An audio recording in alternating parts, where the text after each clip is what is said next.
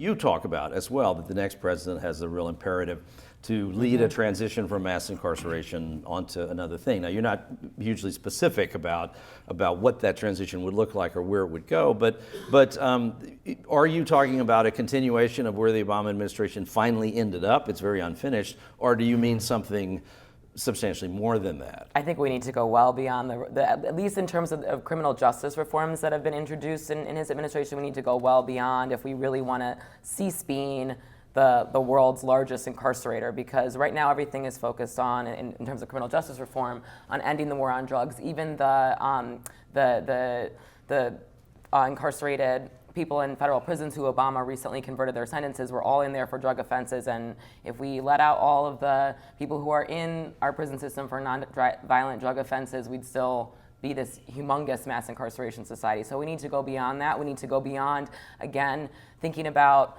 the reentry programs for formerly incarcerated people. They look very much like what we saw in the war on poverty. They're job training programs, they're skill building programs. We need to give people routes to actual jobs. We need job creation programs. We need access to education within prisons. We need to end the restriction on people who are incarcerated receiving scholarships to go to college. We need to undo the criminalization of social welfare programs. All of these things, it's not as if these social problems aren't connected in some ways. And so I think, that it's good that we're beginning to rethink our criminal justice system, but we've got to rethink all of its parts in order to have really cohesive change. What is promising is that I think that racism is being talked about in ways that it hasn't been really for at least in my lifetime. I have not seen these kinds of discussions about racism happening at the highest levels of government and in the popular media. And so I think, but again, it's up to the people to keep on pushing those discussions forward, or else I fear that they will, go dormant.